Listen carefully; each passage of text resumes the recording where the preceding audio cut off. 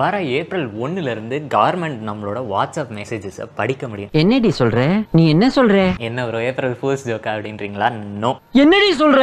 இது வந்துட்டு ஆக்சுவலாக மார்ச் 27 வந்துட்டு நம்மளோட ஹானரபிள் ஃபினான்ஸ் மினிஸ்டர் என்ன சொல்லியிருக்காங்க அப்படின்ட்டு பார்த்தீங்கன்னா, இந்த இன்கம் டேக்ஸ் பில் 2025 எதுக்கு பாஸ் பண்ணப்பட்டுச்சு அப்படின்ட்டு பார்த்தீங்கன்னா, இந்த 1961 ஆக்ட் இருக்குது இல்லையா, அதில் வந்துட்டு எப்படி அன்அக்கௌண்டட் மணி அதெல்லாம் வந்துட்டு கண்டுபிடிக்கிறதுக்கு அவங்க ப்ரோப் பண்ணுவாங்களோ, அதே மாதிரி டிஜிட்டல் ஏஜில் நம்மளோட சோஷியல் மீடியா எல்லாத்துலேயுமே வந்துட்டு கவர்மெண்ட்டுக்கு அன்ரெஸ்ட்ரிக்டட் ஆக்சஸ் கிடைக்கணும் அப்படின்றது தான் வந்துட்டு இந்த பில்லு. சரி, இதே மாதிரி வந்துட்டு இதனால என்ன பெனிஃபிட்ஸ் இருக்குது? இப்போ என்கிரிப்டட் டேட்டா வந்துட்டு இவங்க டீக்ரிப்ட் பண்ணதில் என்னென்ன பெனிஃபிட்ஸ் இருக்குது அப்படின்ட்டு பார்த்தீங்கன்னா, அவங்க சொன்ன விஷயத்துப்படி 200 crores வரைக்கும் அன்அக்கௌண்டட் கேஷை வந்துட்டு அவங்க இந்த என்கிரிப்டட் மெசேஜஸை டீக்ரிப்ட் பண்ணது மூலியமாகவும், இந்த மெயில்ஸ் மற்ற விஷயங்கள் எல்லாத்தையும் டீக்ரிப்ட் பண்ணது மூலியமாகவும் வந்துட்டு அவங்களுக்கு கிடைச்சிருக்கு. அதே மாதிரி இந்த கூகுள் மேப்ஸில் இருக்க அந்த மேப் ஹிஸ்ட்ரி வச்சு கேஷ் ஹைட் அவுட்ஸ் எல்லாம் வந்துட்டு கண்டுபிடிச்சிருக்காங்க. இப்போ பணம் எல்லாம் பதுக்கி வச்சிருக்க இடத்தெல்லாம் வந்துட்டு அதை யூஸ் பண்ணி கண்டுபிடிச்சிருக்காங்க. அதே மாதிரி இன்ஸ்டாகிராம் அக்கௌண்ட்ஸ் எல்லாம் வந்துட்டு ஆக்சஸ் பண்ணி நம்ம பினாமி ப்ராப்பர்ட்டிஸ்லாம் எங்க இருக்கு, வேற ஒருத்தர் பேர்ல இருக்க ப்ராப்பர்ட்டிஸ் அதெல்லாம் எங்க இருக்கு அப்படின்ற மாதிரி கண்டுபிடிச்சிருக்காங்க. இது எல்லாத்துக்குமே வந்துட்டு நமக்கு என்கிரிப்டட் மெசேஜோட ஆக்சஸ் இருந்ததுனால தான் வந்துட்டு மேஜர் ஒரு ப்ளஸ் பாயிண்டா வந்திருக்கு அப்படின்ற மாதிரி இவங்க சொல்லியிருக்காங்க. இப்போ அவங்க என்ன சொல்றாங்கன்னா, அதே மாதிரி legal access to encrypted individual WhatsApp டேட்டாவும் எங்களுக்கு வேணும். அதாவது எல்லா மக்களோட டேட்டாவும் வந்துட்டு அவங்களுக்கு அன்என்கிரிப்டடாக வந்துட்டு அவங்களுக்கு ஈஸியராக கிடைக்கணும் அப்படின்ற மாதிரி வந்துட்டு சொல்கிறாங்க. சரி ப்ரோ, இதில் என்ன பிரச்சனை இருக்குது அப்படின்ட்டு பார்த்தீங்கன்னா, இதில் 2 விஷயம் இருக்குது. ஃபர்ஸ்ட் விஷயம், இவங்க வந்துட்டு இந்த என்கிரிப்ட் பண்ண டேட்டாவில் கண்டுபிடிச்சது அண்ட் இந்த கூகுள் மேப் ஹிஸ்ட்ரி ஆக்சஸ் பண்ணி கண்டுபிடிச்சது, இன்ஸ்டாகிராம் இதெல்லாம் வச்சு கண்டுபிடிச்சது எல்லாமே வந்துட்டு கிரிமினல்ஸோட ஆக்டிவிட்டி. ஸோ இதை வச்சு எனக்கு என்ன தோணுதுன்னா, ஒருவேளை நம்ம எல்லாரையுமே வந்துட்டு அவங்க கிரிமினலாக தான் அசியூம் பண்றாங்களோ அப்படின்ட்டு தோணுது. செகண்ட் இஷ்யூ என்ன அப்படின்ட்டு பார்த்தீங்கன்னா, நம்மளோட பிரைவசி. ஒரு இண்டிவிஜுவலுக்கு ஒரு மிஸ்டேக் பண்றது கூட ஃப்ரீடம் இல்லை அப்படின்ற பட்சத்தில் அது உண்மையான ஃப்ரீடம் கிடையாது அப்படின்ட்டு மகாத்மா காந்தியே சொல்லியிருக்காரு. ஸோ அப்போ ஒருத்தரோட இண்டிவிஜுவல் பிரைவசியை இன்வேட் பண்றது எந்த அளவுக்கு சரி அப்படின்ட்டு தெரியல. பிரைவசி அப்படிங்கிறது வந்துட்டு ஒரு பேசிக் ஹியூமன் ரைட். இதுக்கு முன்னாடி எப்படி ஃபுட், வாட்டர் அண்ட் ஷெல்டர் இருந்துச்சோ, இப்போ டிஜிட்டல் ஏஜில் நமக்கு பிரைவசி அப்படிங்கிறது ஒரு சிக்னிஃபிகன்ட்லி இம்பார்ட்டன்டான திங். ஸோ இப்போ இந்த மாதிரி இண்டிவிஜுவல்ஸோட டேட்டாவை ஆக்சஸ் பண்ணுறப்போ கண்டிப்பாக நம்ம ப்ரைவசிக்கு ஒரு பங்கம் விளைவிக்க தான் போகுது. அது என்னவா இருந்தாலும் சரி, நீங்கள் ஒரு மெசேஜோ இமேஜோ இல்லை வந்து வாய்ஸ் நோட்டோ எது அமைச்சிருந்தாலும் அதுக்கான அன்ரெஸ்ட்ரிக்டட் ஆக்சஸ் கவர்மெண்ட்டுக்கு இருக்கும். அப்படின்றப்போ இது கண்டிப்பாக வந்துட்டு ஒரு போலீஸ் ஸ்டேட் ரூல் மாதிரி தான் வந்துட்டு எனக்கு தோணுது. நான் மட்டும் இல்லை, நிறைய கிரியேட்டர்ஸுமே வந்துட்டு இதே தான் சொல்லியிருக்காங்க. இன்ஃபேக்ட் நான் ஒரு ரீல் கூட மென்ஷன் பண்ணி விடுறேன். அதில் தான் வந்துட்டு நான் இந்த நியூஸ் எல்லாத்தையுமே பார்த்தேன். இப்போ இவங்களுக்கு வாட்ஸ்அப்போட நம்மளோட என்கிரிப்டட் டேட்டாவும் சோஷியல் மீடியாவோட என்கிரிப்டட் டேட்டாவும் கவர்மெண்ட்டுக்கு ஈஸியாக கிடைக்கிறதுனால என்ன பிரச்சனை அப்படின்ட்டு நீங்கள் கேட்கலாம். சரி, அதுக்கு முன்னாடி என்கிரிப்ஷன்னா என்ன அப்படின்ட்டு பார்த்துரும். என்கிரிப்ஷன்னா சிம்பிளாக என்ன சொல்லணும்னா, ஒரு படிக்கக்கூடிய விஷயத்தை படிக்க முடியாத மாதிரி மாற்றுறது. இதை எதுக்கு பண்ணுறாங்க? நம்மளோட சென்சிட்டிவ் இன்ஃபர்மேஷன் கண்டிப்பாக நிறையவே இருக்கும், அதெல்லாம் வந்துட்டு ப்ரொடெக்ட் பண்ணுறதுக்காக தான் பண்ணுறாங்க. இப்போ வாட்ஸ்அப் நம்ம அனுப்புகிற மெசேஜஸ்லாம் எப்படி என்கிரிப்ட் ஆகுது அப்படின்ட்டு பார்த்தீங்கன்னா, இதுக்கு ஒரு ரியல் லைஃப் எக்ஸாம்பிள் சொல்லுவோம். சரி, நான் இருக்கேன், என்னோட ஃப்ரெண்ட் ஒருத்தர் இருக்காரு. நான் ஒரு பாக்ஸில் ஒரு இன்ஃபர்மேஷனோ இல்லை ஒரு பொருளோ வச்சு அதை லாக் பண்ணி என்னோட ஃப்ரெண்டுக்கு அனுப்பி விடுவேன். அதை வந்துட்டு ஒரு கொரியர்காரரு அந்த பாக்ஸை தூக்கிட்டு போயிட்டு அப்படியே என் ஃப்ரெண்டு கிட்ட கொடுப்பாரு. என் ஃப்ரெண்டு அதை ஓப்பன் பண்ணி பார்த்து அதில் என்ன பொருள் இருக்கோ, என்ன இன்ஃபர்மேஷன் இருக்கோ அதை அவர் யூஸ் பண்ணிக்குவார். இதுதான் வந்துட்டு ஐடியல் சினாரியோவில் நடக்கிறது. இப்படி தான் வாட்ஸ்அப்புமே ஒர்க் ஆகுது. நம்ம அனுப்புகிற மெசேஜஸ் எல்லாமே வந்துட்டு ஒரு ஹியூமனால் படிக்க முடியாத மாதிரி ஒரு ஃபார்மேட்டில் ஜென்ரேட் ஆகிடும். அதுக்கு பேர் தான் என்கிரிப்ஷன். சரி, என்கிரிப்ட் ஆகிடுச்சு. இதை வந்துட்டு படிக்கணும்னா சாவி ஒன்று வேணும்ல. அப்போ சாவி தான் என்னன்ட்டு பார்த்தீங்கன்னா, இந்த டீக்ரிப்ஷன் கீ அப்படின்ட்டு ஒன்று சொல்லுவாங்க. அந்த கீயை நம்ம போட்டோம்னா தான் அது என்ன என்கிரிப்டான ஆக்சுவல் டேட்டா என்ன அப்படின்றத காட்டும். இப்போ நம்ம இன்டர்பிரேஷனில் நான் தான் சென்டர், என் ஃப்ரெண்டு தான் ரிசீவர், அண்ட் வாட்ஸ்அப் தான் வந்துட்டு அதை டிரான்ஸ்ஃபர் பண்ணுற பிளாட்ஃபார்ம். இப்போ இந்த என்கிரிப்ஷன் எதுக்கு மெயினாக உருவாச்சு அப்படின்ட்டு பார்த்தீங்கன்னா, வாட்ஸ்அப்போ மற்ற அப்ளிகேஷன்ஸோ நம்மளோட டேட்டாவை படிக்கக்கூடாது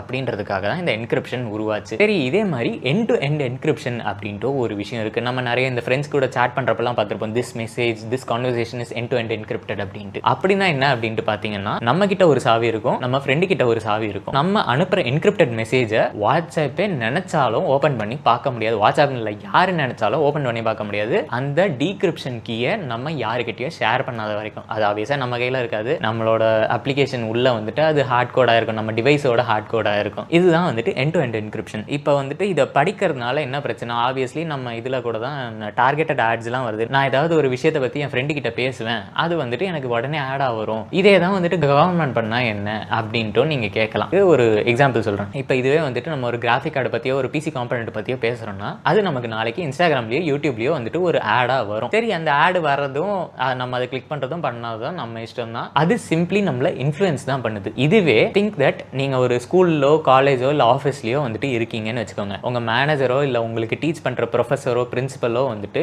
நீங்கள் என்ன பண்ணுறீங்க அப்படின்ட்டு எல்லா நேரத்துலையும் உங்களை பார்த்துக்கிட்டே இருக்காங்க. நீங்கள் தப்பு பண்ணால் உங்களை பனிஷ் பண்ணக்கூடிய அவங்க நீங்கள் எப்போ என்னென்ன பண்ணுறீங்க, எப்பெல்லாம் வந்துட்டு பிரேக் எடுக்கிறீங்க, எப்பெல்லாம் அவங்கள பற்றி தப்பாக பேசுகிறீங்க, எப்பெல்லாம் வந்துட்டு இருக்கிறத இருக்கா மாதிரியே சொல்கிறீங்க, அது உண்மையாக இருந்தாலும் அவங்கள அஃபெண்ட் பண்ணுற மாதிரி இருந்துச்சுன்னா வந்துட்டு அவங்க அதுக்கு பனிஷ்மெண்ட் கொடுக்குறவங்களா இருக்காங்க.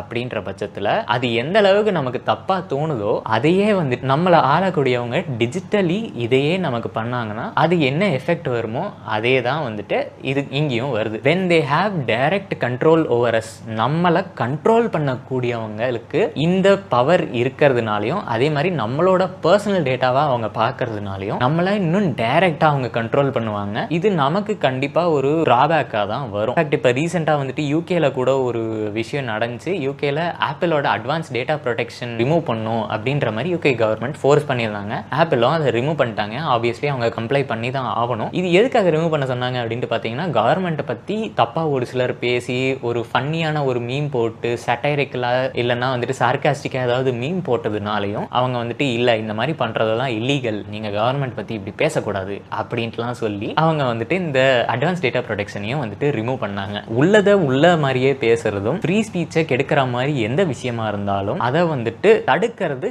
என்னை பொறுத்த வரைக்கும் தப்பு தான். அது யாராக இருந்தாலுமே சரி. நான் இந்த விஷயம் வந்துட்டு யூகேல நடந்தப்போ ஓகே என்ன இந்தியாவில் நடக்கிறதுக்கு எப்படியும் 2-3 வருஷம் ஆயிடும் அப்படின்ட்டு பார்த்தா ஒரே மாசத்துல இங்கேயும் இதே மாதிரி கொண்டு வராங்க. ஈவன் இப்போ ஒரு 2-3 days பேக் கூட வந்துட்டு ட்விட்டர் யூசர்ஸ்க்கெல்லாம் தெரியும் என்ன அப்படின்ட்டு பார்த்தீங்கன்னா அவங்களோட ஏஜென்ட்டான கிராக்கை வந்துட்டு இந்தியாவில் ஒரு சில இடங்கள்ல சென்சார் பண்ணியிருக்காங்க. ஏன்னா கிராக் வந்துட்டு இந்தியாவோட ஆளுங்கட்சியை பற்றி பிடிக்காத விஷயங்களை சொல்லியிருக்கு அப்படின்ற மாதிரி இந்தியாவில் வந்துட்டு கிராக்கை ஒரு சில டாபிக்ஸ் பற்றி பேசக்கூடாது அப்படின்ட்டு சென்சார் பண்ணியிருக்காங்க. இது எப்படி இருக்குன்னா ஐரணி மாதிரி தான் இருக்கு. அதாவது உண்மைகள் வெளியே வரணும், கிரைம்ஸ் எல்லாம் வெளியே வரணும் அப்படின்ட்டு சொல்றவங்களும் அவங்களே தான், அதே மாதிரி இதை சென்சார் பண்றவங்களும் ஃப்ரீ ஸ்பீச்சை சென்சார் பண்றவங்களும் அவங்களே தான். அப்படின்றப்போ இது எங்க போய் முடிய போகுது அப்படின்ட்டு எனக்கு தெரியல. இதே மாதிரி இன்னொரு விஷயம் நடந்திருக்கு. இப்போ ரீசெண்டாக நிறைய ஸ்டாண்டப் காமெடியன்ஸும் வந்துட்டு கிரிட்டிசைஸ் பண்ணி பேசினதுனால அவங்களுக்கு அதை பிடிக்காதனால அவங்களோட சப்போர்ட்டர்ஸ் எல்லாம் வந்துட்டு இவங்களை டைரக்டா அட்டாக் பண்ண ஆரம்பிச்சிருக்காங்க. இது எந்த அளவுக்கு சரியா இருக்கு? இது வந்துட்டு இவங்க சீரியஸான விஷயத்தை காமெடி ஆக்குறாங்க, காமெடியான விஷயத்தை சீரியஸ் ஆக்குறாங்க. எனக்கு இதை பற்றி என்ன பேசுறதுன்னே தெரியல.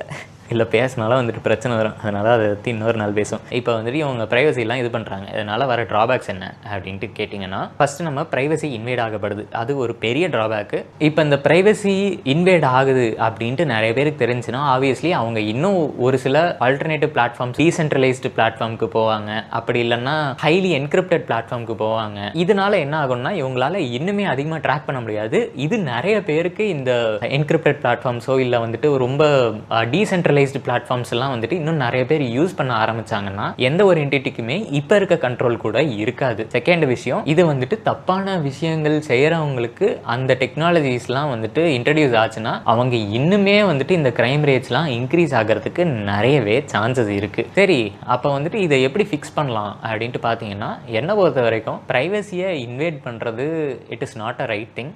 அண்ட் ஃப்ரீ ஸ்பீச்சை தடுக்கிறதுமே வந்துட்டு it is not a right thing. எல்லாத்தோடையும் இன்வைட் பண்ணுறது வந்துட்டு எனக்கு இது பர்சனலி பிடிக்கல. ஏன்னா நான் வந்துட்டு ப்ரைவசியை வந்துட்டு ஒரு பெரிய விஷயமா வந்துட்டு கன்சிடர் பண்ணுறவன். என்ன மாதிரியே வந்துட்டு ஒரு சிலர் இருப்பாங்க, அவங்களுக்கும் வந்துட்டு it is obviously very impactful திங்காக தான் இருக்கும் அப்படின்ட்டு நான் நினைக்கிறேன். இதை பற்றி நீங்கள் என்ன நினைக்கிறீங்க அப்படின்ட்டு கமெண்ட் பண்ணுங்கள். ஸோ அடுத்த வீடியோவில் பார்ப்போம். என்ன பாய்.